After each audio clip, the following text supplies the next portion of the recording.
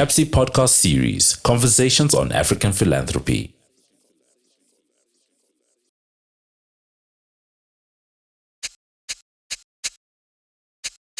Welcome to Global Africa Conversations, brought to you by the Wits Business School Center for African Philanthropy and Social Investment.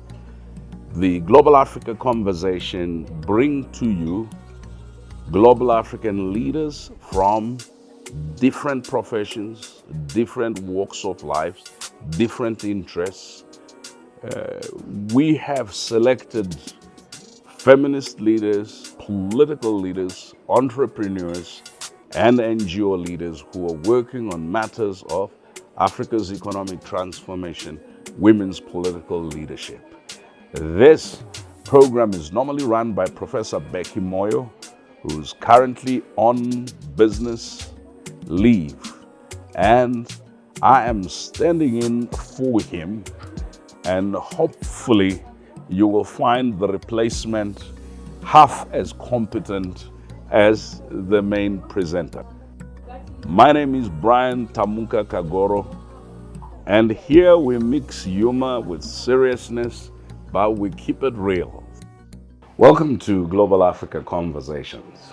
I am joined by two phenomenal feminist leaders that have a Pan-African vision and have worked using very innovative and interesting approaches to push the subject of women's political power, as well as generally empowerment of those in society who are either oppressed, marginalized, excluded, or underprivileged. So I'm going to ask them to introduce themselves, lest I do injustice. So we're going to start with Sarah. Who is Sarah? Thank you, Brian. My name is Sarah Makusa. I'm a Pan-African feminist, African with a Ugandan passport, and lived in Britain for many years. And I've worked all my life in civil society, trying to build feminist institutions on the ground here in Africa. That's who I am. Senator. Who's Senator Crystal? Senator Crystal Asige is many things. I am a musician, I'm a politician, and I'm a person who is really just crazy about having everyone feel seen, heard, and understood, no matter their ability or disability. And I think that me being in a unique position of having been non-disabled for a lot of my life, and then now being disabled, I'm able to take these two sides of the coin that I've been able to live and use them to focus into my work. So tell me, what shaped your consciousness and your activism? My activism is shaped definitely by my personal experience. My disability primarily, I think it's actually been a huge gift to me. People usually look at me and feel, oh, it must be difficult, it must be such a burden, it must be terrible to be someone with a disability. But I say no, it's been a blessing. It's been challenging, however, it has taught me a lot about life, about different perspectives, about compassion, about empathy, about listening to people that aren't usually seen or let's say usually are invisible in society, because I was not invisible when I didn't have a disability. And when I acquired it, my visual disability, it made me invisible almost overnight. And it was incredible to experience that and to be a part of something that I didn't really understand, but now that I do understand that I'm in it, it has helped to shape my consciousness, it has helped to build me up, and I've turned my pain into power, basically. It's made me come into Parliament in 2022 with a huge resolve to say, you know what, we can no longer use young women or see young women, especially those with disabilities, as just the furniture. Yeah, we are not people who want a seat at the table, we are the table, is what I'm trying to show people, and also to encourage young women who are like me or relate to me at all, that absolutely you can use every single part of who you are, even the broken bits, to make change. You went viral during the moment last year of the Gen Z protests. And you also sponsored a bill that's now an act. Tell us a little bit about this. Yes, last year, wow, a crazy time for a lot of Kenyans, all Kenyans, even diaspora. We had the Gen Z uprising because of a punitive finance bill that many Kenyans, if not most of them, felt was oppressing them or would oppress them for the next financial year and years to come after that. And I remember the day of the first, sort of like the main day, the 25th of June. The day of, I was in Parliament, and young people were able to storm the Parliament grounds to come in, protesters, and everyone was in a panic. Everyone was in a panic. The most, confident, the most rah-rah-rah politicians in our nation were scared. They were all running around. I didn't know the difference, to be honest, between those of us who are first-timers and those who have been there 3 and 4 and 5 terms. Yeah, because at the end of the day, when you are meeting your employer, who is the electorate face to face, right, that's when you really know the business, yeah? And so it was quite shocking to experience that, but there was tear gas everywhere. There were people yelling and screaming, looking for help outside Parliament, inside of Parliament. Very confusing. And then the next day, I remember there was a motion being moved to close down Parliament. Oh, we are not safe as MPs, so some moved a motion for us to close down and go home. You're not safe from your employers. Exactly. Yeah, okay. Let's run away from our employers. And that's when I stood up and opposed that motion very strongly. I didn't do it because of anything. I was just really passionate. I was angry. I was passionate. I was scared. I was overcome with emotion at that time. And when I spoke, I didn't know I was going to go viral. Just speaking, to be honest. But I think that's the best part about leadership, is when you're doing it with the right intention, and people see that. It's very obvious. It comes through and through. It doesn't matter what mic you're on or platform you're on. People understand it, and it generated across not just Kenya but the world. So yeah, that was something that changed a lot about what I think about Kenyans, about the power of young people, and just the power of mobilizing and collective action. I'll come back to the bill, but let me go to Sarah. Sarah, when I think about feminist struggles on this continent, people like yourself, like the late Ever Joyce Wynne, Pat McFadden, BC Fayemi, and I cannot separate this. And you have worked setting up feminist funding collectives. You've worked supporting feminist organizations from the grassroots to the Pan-African, as well as worked in influencing policy. So, but how did you get to this? What shaped your activism and your consciousness?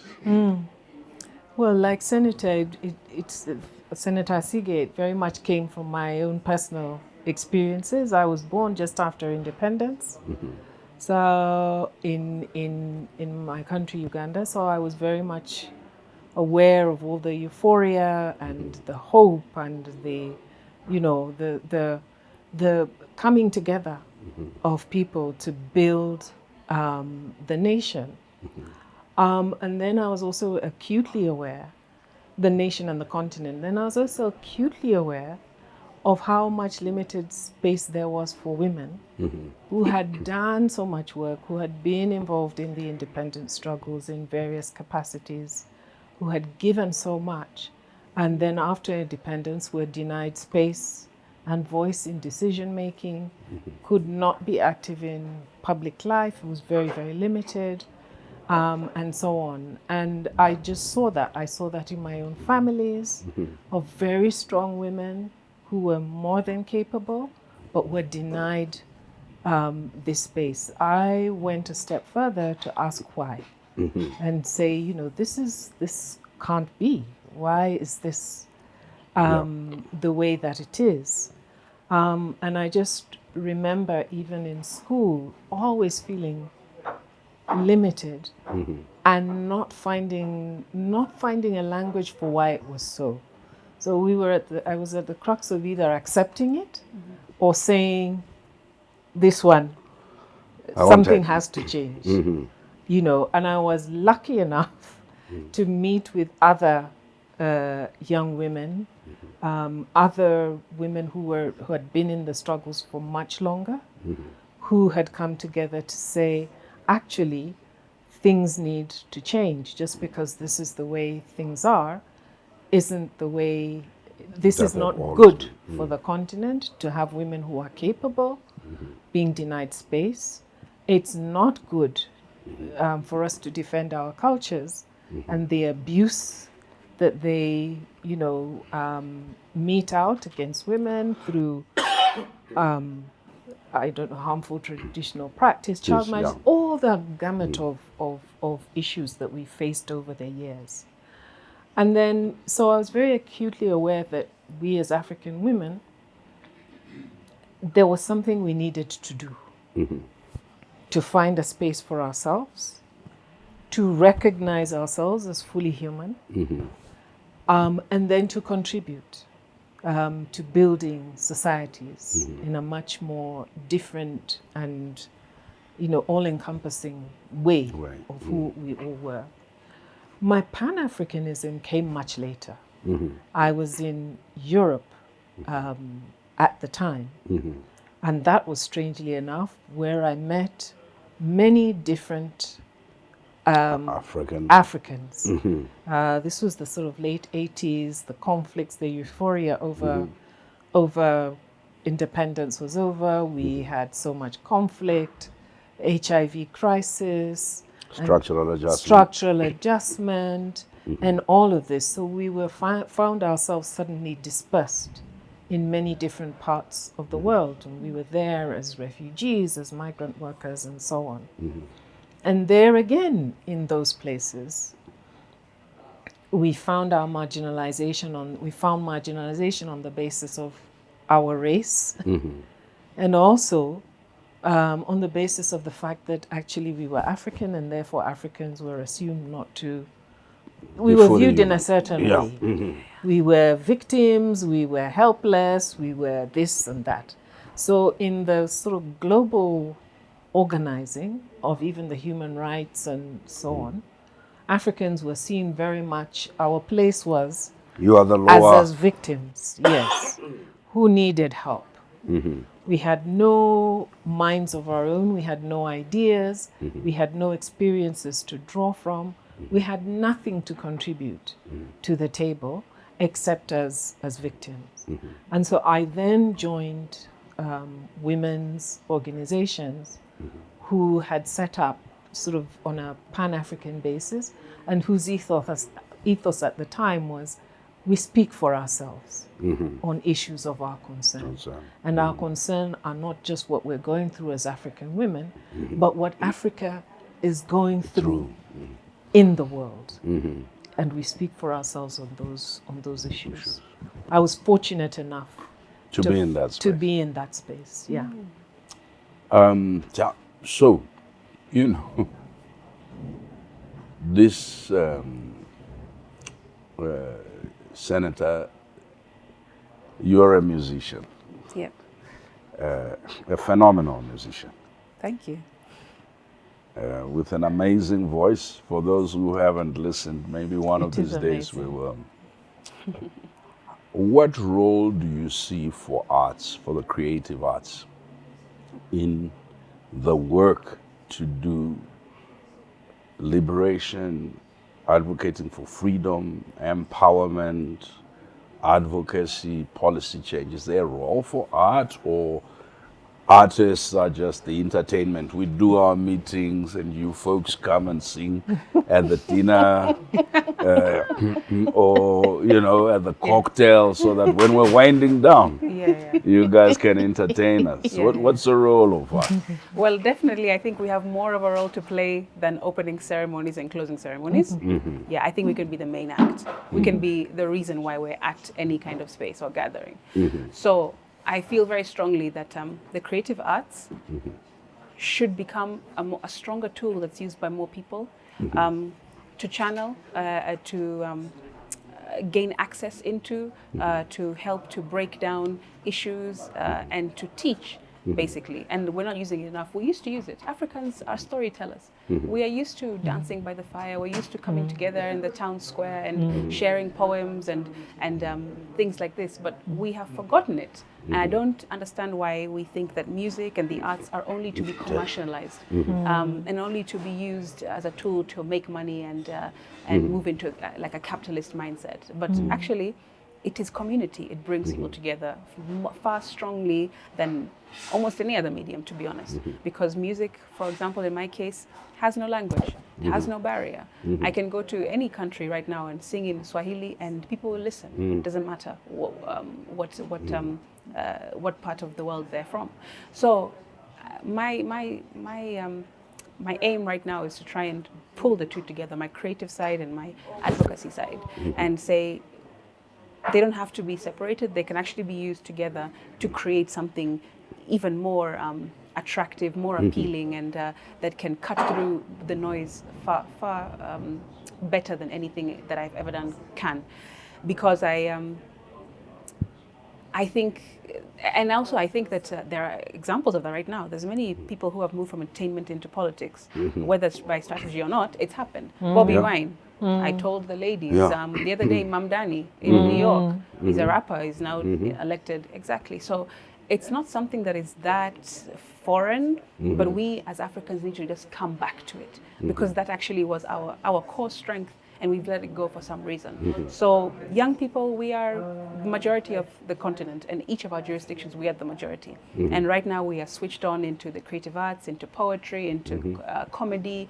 We express ourselves far more than through the arts than anything else. So why not then use that exact same avenue to talk about liberation, to talk about lessons on narrative building, lessons on how to gain freedom, how to mobilize and things like that, using those exact same mediums that we are so good at tapping into naturally. So it shouldn't be something that is separated. I find myself being the only parliamentarian in Kenya who is using this strategy. I don't know why, but it's okay, I'll do it. And we'll see how it goes. And so far, I feel that young people across not just Kenya, but the whole continent have really resonated. When I get up on a stage and I sing first before I pass on my message, the entire room is hooked. So why not continue in that way? And maybe other people will be inspired, because young people, I always tell them, don't leave any parts of yourself behind. In politics, I know it's been told to you, it's been conditioned that you can only do one way, in one style, one strategy. It's always been done like this. But no, we're here to disrupt that. We're here to say that we can't just think outside the box. We're here to think without one. That's my message to young people, not just as a young person myself, but also as a person with disability and as a woman. All these three things baked in together. Why can't I use it all to fulfill the assignment I've been put here to do? So yeah, I think my purpose is multi sort of like pronged. Inspire people, show them that you can do something different, change people's mindsets, and also show people with disabilities and people from marginalized groups who feel or who have felt historically that, oh, we don't have a place at that table. We have no voice there. Like, they don't ever call on us. To show them that there is somebody through I'm trying to do, the models I'm trying to create, there is somebody that has done it. And also, it's time for us as young people, as marginalized groups, as feminists, as women, to no longer be hands out. I think it's time for us to be hands up and say, like, I'll do that thing now. I'm ready to do That's that powerful. thing. I'm ready to do it now. I'll overcome my fear. I'll overcome the conditioning. I'll overcome the psychological, minefield that we've all been subjected to for decades and centuries. And I'm going to put my hand up and say, okay, I'll step up to the plate. Sir, on this, the Senator Crystal says, we're here to disrupt this. So when you're looking at the barriers to women's political empowerment, what needs to be disrupted? I mean, there's several things, and we've just been talking about them at a session here. Well, I mean, the first thing is the sort of dominance of that space, almost as a given, that it's a male space, and therefore all the resources, all the financial, human, whatever resources are diverted towards a sort of a male worldview. Yeah, you come in with a different worldview. You come in as somebody outside of that male space, and that whole system does not know how to respond to you. And what it does is respond to you with hostility, because of course people's power is threatened. And we found that they've used a whole set of political, social, as well as economic tools to ensure that grip on power and decision making is maintained.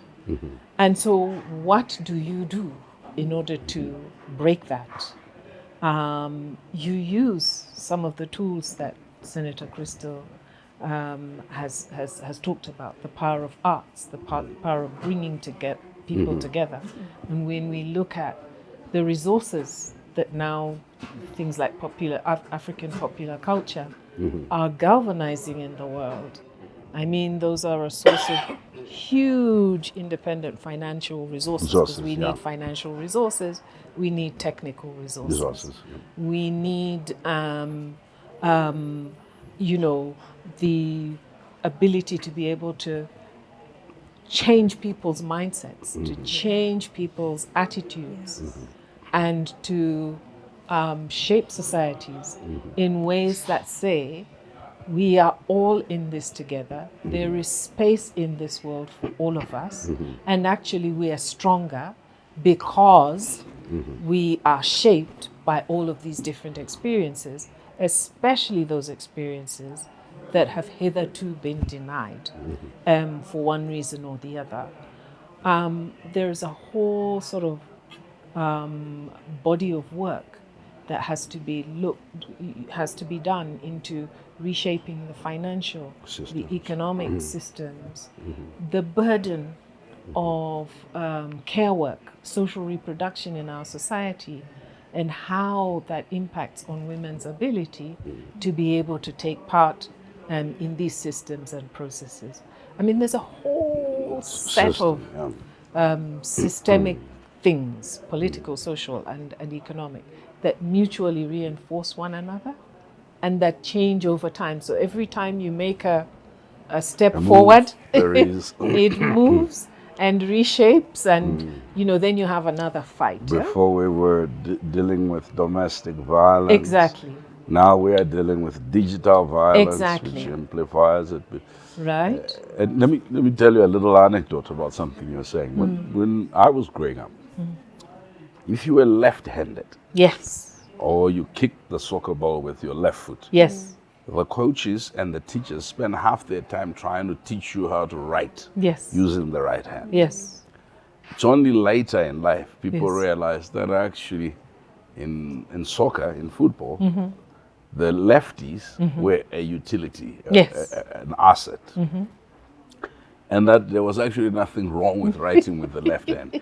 But the norm was that if you don't write with the right hand, then there's something wrong with you. Right. And that Judith Todd wrote a book on racism in what was called Southern Rhodesia, which is now Zimbabwe, and said, you know, what has happened to a lot of white folk is that in their whole lives, Yes. they've never seen, the only black people they've ever seen around them are the nannies, are the minders. So when they first encounter a black lawyer, a doctor, a banker, it takes their mind a bit of time to adjust to the fact that a race that they have nannified, right, that they've associated with miniatures, can actually do complex things, Right. even if the evidence shows that it is so. Absolutely. And then it moves from, yeah, they are more intelligent than we are, to hostility. And it, so that takes me to the point of modeling. A lot of males, it's different now, grow up in their society, in religion, in tradition, and they associate leadership with Males. males. Yeah. Even if 90% of their time and everything they know they were taught by their mothers, Yes. their house helps, Yes. but somehow Yes. there's a denialism. Yes. Even if most of their teachers in early childhood development, in junior, were female. Everybody who attended to them when they were unwell in hospital, female. But somehow this residual belief that Yeah. is male supremacy. Yeah. So let me go back to that senator and say to you, ask you, in the generation that I grew up in, there was a notion that and women would come into the movement, and the men still expected the women in the movement to play some maternal, pre-assigned maternal role. The movement housewifery, as it was called by the Latin Americans. Do you think, looking at the Gen Zs and looking at the online and digital platforms, looking at how even the creative arts now use, sometimes it feels like derogatory words to describe women's anatomy Yeah. and women. Is the younger generation anymore, is it more gender conscious than my generation? Is it more, is it as patriarchal, more patriarchal, or we don't know? You know, the thing about patriarchy, in my view, is that there's a lot of myth making. I think you mentioned this, and it's very good at that, and it's been good at doing that for centuries. And so, when you come to any sort of generation, whether it's mine, the past, or the future, that's the first thing I think that we need to start to recognize and see it as what it is. It is myth making. Myth-making, yeah. Yes, and it can be broken down and dismantled if only you will ask and question everything, rather than just assume things are the way they are. Things should remain the way they are, right? And so that makes me ask myself, who is more powerful, the king or the kingmaker? In your example of the nanny, the kindergarten teacher, all these people being women, and then the male still feeling like they are in control and they should be at the top. But who is more important in that calculation? But we don't see it that way. We are still conditioned to think that yes, it should be the man. That is the populace belief. However, I think that young people are, because of access to information, because of open communication, being able to mobilize and talk and communicate and teach each other, I think that this is changing. I see a lot of the time women being actually at the front line and men pushing them to and supporting them in that. Could it be that respect. the men are, Senator, let me give you a story, another story. Tell me. Generally, my mother actually used to say, God bless her soul, she's late now, used to say, my son, the only reason why I know that men are timid is because when you come to a funeral and I ask my brothers to go and wash the body of our father when he's died, None of these guys are so afraid of dead bodies. Wow. The only time you see men being very humble is at funerals. The smallest woman can send them around. And even when it comes to body viewing, it's almost like they fear that Right. And pregnancy. Yeah, and pregnancy, right? Like at the point of childbirth. So, as a man, could it be that we accept your leadership when the risk is high, but when the benefits come, we remember our assumed myth of supremacy? I mean, in the example you are given, is there a real transformation amongst young people that says we now believe in the equal leadership of women, or is it simply let's see what happens, right? I think two things can be true. There is Yeah, a complicity. okay. I think that there is a faction of the population, I'll talk about Kenya and Africa, that yes, I do see as being women-centered and pushing women into positions of power, supporting them and galvanizing around them. And yes, of course, there are those on the opposite side of that spectrum. However, I see more of a progression. Okay. Yeah, and I think that it's not about perfection, it's about progression. That's Okay. a Jay-Z quote, by the way. Just to punch in a bit of a rap, sorry. Yes, I hear. I like that. And You so, know, not perfection, but progression. but progression, Yes, yes.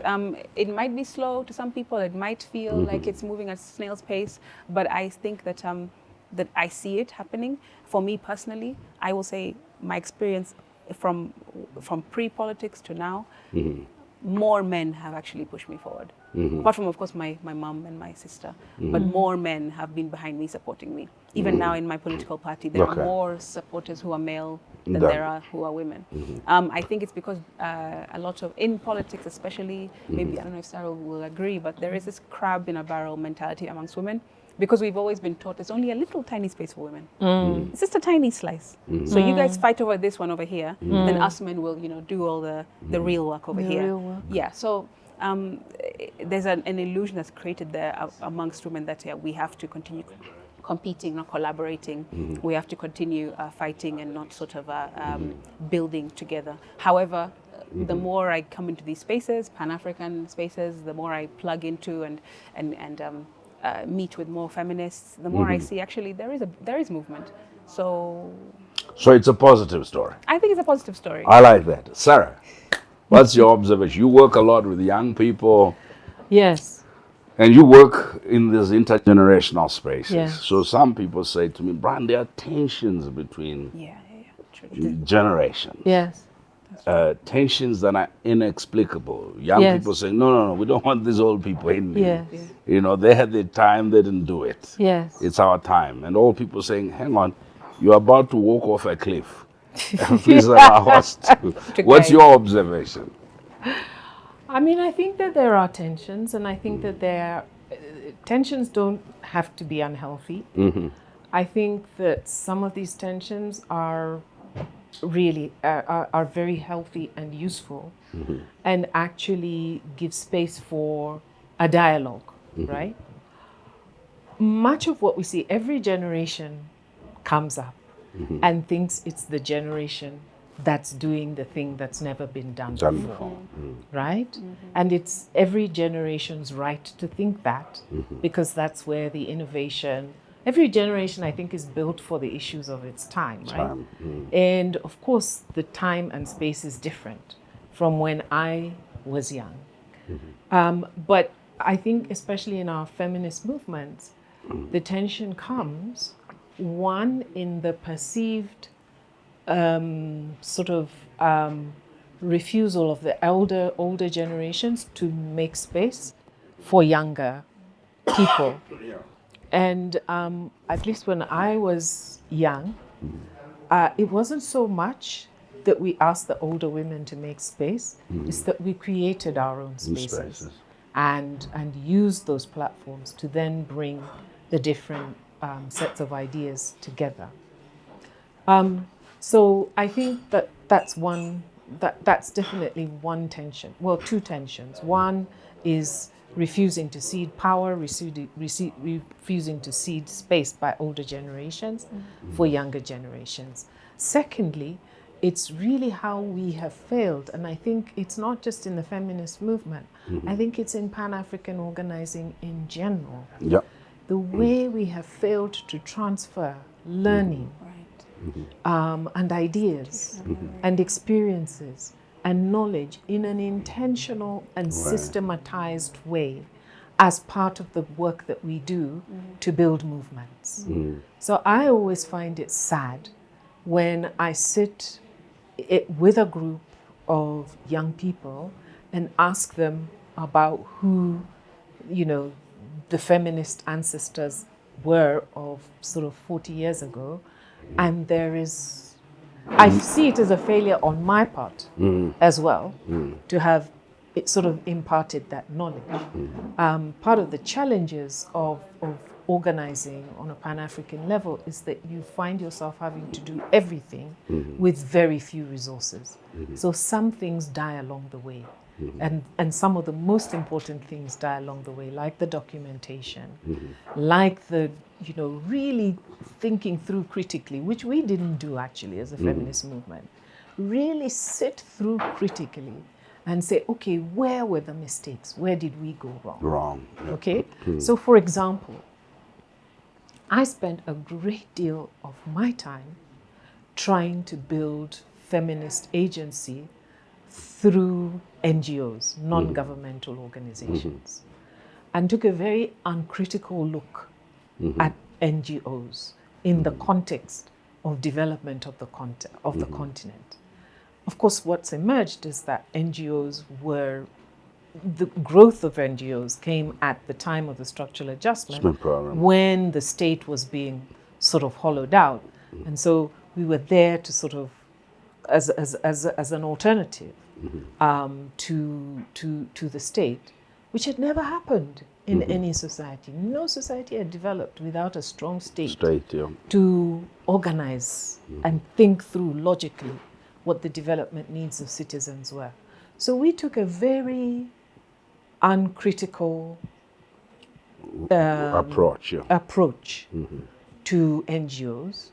And of course, the fact that we were in contestation much of the time with our governments through trying to open up policy and legislation and so on. We also took an uncritical look at where we were getting resources from. Yeah, you assumed they were the more moral. Yes. They were the ethical. They were the ethical. Yes. They were the ones who understood That's us. where we went to report our governments for violating human rights. Right. And we can see where we are now with that, with the sort of retreat. The emperor is naked. We're suddenly naked, and suddenly the institutions that we devoted so much time to building, we find are actually probably not sustainable over the next 10 years. So in 1999, the UNDP produced a development report that warned of 4 types of growth. Jobless growth. Yes. I think the one was called chaotic growth. And the other was called unrooted growth. Right. Right. So that there's growth. Absolutely. But it has absolutely no root. So you have the semblance of a movement. Absolutely. Or a vibe or something. Yes. But the roots are shallow. Some people would say. Exactly. Because the NGOs could give you 9,000 kilometers wide, but they were 1 inch deep because of the poor connection to society. Absolutely. Legitimacy questions. All of this. And also because of the class contradiction. Right. Some people get in there like Senator Crystal, you went in there because this is about you. Right? And then someone comes, they're applying for a job. Yes. Is their job opening? Yes. And when pressures come, yes, the responses are different. Yes. True. So I know that we've run out of time, but I would like to get just your final word. Somebody's going to watch this and say, what is it that... And they've been thinking about this, they've been alone, thinking I'm the only one who feels this way, like where you were before, Sarah, or where you were when you make this transition. Something happened that's life-altering. And you're thinking, okay, how did I move from being seen to being invisibilized by society? So what would be your parting shot to our audiences who would watch this? Just something from your heart. I would say that it's important for people to understand, and this is something that I have understood very intimately because of my experience, that a lot of the time adversity comes to teach you something. So you need to let it. Don't push away from it. Don't recoil. Don't give up on it. Actually look at it as an opportunity for expansion and for growth. In whatever circumstance I'm talking about right now, not just what the topic is on your show. The second thing I would say is that I've also learned that people cannot control what they can't define. So as women leaders, as feminist movement, it's okay that you are complex. It's okay that we are layered. It is okay that we have a lot of strategy and we have a lot of women and we have a lot of voices and diversity, you know, throughout all of us, the movement in general. That is a good thing. Because a lot of people want us to be just one thing. Correct. So they can understand us and then dismantle us. Can you be clear about what you are? Correct. Yeah. Okay. But actually, the strategy is to not be somebody that can be defined or a movement that can be defined. So long as you in the movement understand what you're doing, how you're doing it, how you're organizing, how you're getting yourselves together, creating solidarity, then I think that is the way forward for me in my experience. And I would also say to young people that if you can change your circumstance, then change it. But if you can't change it, then change how you think about it. Yeah, mindset is something that also Sarah said. It's so important. Everything starts up here. Because even as I talk about my disability, yes, I'm a visually impaired person, VIP, everyone in Kenya calls me VIP for short. Yes, I'm a VIP, but this is not my disability. Up here is disability. That's my real belief. Because I've been able to break all these barriers and been able to push forward and been able to take many people along with me, even with the disability that is perceived by the public. But actually, I don't think I'm disabled. That's a secret I want to tell you. I think I don't have a disability. I look at myself having this ability and this ability and this ability. You have more abilities than Absolutely. And that's what I believe the feminist movement should also see it as that. If I could like take my experience of disability and put it in a book and give it and distribute it across Africa to feminist movement, these are the kind of things that I would say in it. For that everyone has a role to play, however big, however small, and you don't have to be the politician like myself. You don't have to be the feminist organizer like Sarah for so many years. You can just be starting out today, but you understand the purpose, what we are doing, why we're doing it, and you just plug into it in whatever way, shape, or form. Well, hopefully one day you run for the president of Africa. You know. And then you call me Your Excellency. Yes. It won't be comrade anymore. Comrade excellence. Sarah, your parting shot. My parting shots are, we're living in a very difficult world right now. There is so much change, there is so much flux. And many of us are feeling overwhelmed by the circumstances that we find ourselves in. The old ways we did things aren't working, and yet we can't find new ways to do things. And I'm speaking from a movement perspective, which is where I'm sort of coming from. And I think if there is anything that I can say about now as compared to a few years ago, I think now more than ever, we really do need to think in ecosystemic terms, right? These problems are very broad and very complex, and they're much larger than our single entity organization can handle, right? We need a much broader lens through which to tackle these problems. It's no longer a sole trader. It's no longer a sole trader business. a single solution business. In fact, that is what has taken Africa from bad to worse. These single solutions, as though, as Senator says, we're not complex and we're not multifaceted. People with many different interests and challenges. And I think we have to sit honestly with ourselves and one another in the movement. I would encourage us, let us break these institutional barriers and the pigeonholes. Yeah. Fine, that is what your strength is. But your strength contributes to this ecosystem in this way. And you cannot achieve it by yourself, right? So, for example, if we're women if we wanted to build feminist political power, we can't say we'll not talk to the women in political power because they're doing things we don't like, right? Or we can't say that there's no point in pushing for different people to attain political power because it just doesn't work, right?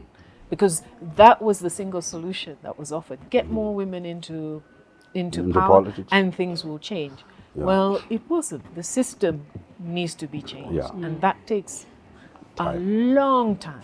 It's patient capital, as I hear from the development agents. And the thing about systems, though, is that they are designed to do exactly what they do. Yes. It's not a mistake, whether it's a good or bad. Systems are designed to reach that outcome. Absolutely. So, yeah, I agree with that. But at the same time, we can all be involved in building the kinds of systems that we want. So I would say to the movement, to young people, and I love the way young people are organizing, partly because they were so disgruntled with our NGOizing, which seemed to sort of depoliticize, didn't talk about critical things around, livelihoods, economics. So there was always that sort of class element that we sort of left out of our organizing. I would say the feminist movement did more of it than others, but it's still not to the same extent that it should have been done. I would say, the way that the young people are breaking down those silos is very healthy. Our challenge now is to harness that energy in to build something new and to build something that we can sustain over a period of time. And it takes an ecosystem to do it. I wish I could talk to both of you for a long time. It's been so informative. As I said, these Global Africa conversations are not about experiences of individuals only or of a country. They're about transforming a whole continent, but also showcasing the leadership and the clarity of thought that we have on the continent. For those of us who joined us in this conversation with Senator Crystal and Sarah Makusa, please do follow these online, look for them. Your life will never be the same. Thank you. You've been listening to the CAPSI podcast series, Conversations on African Philanthropy.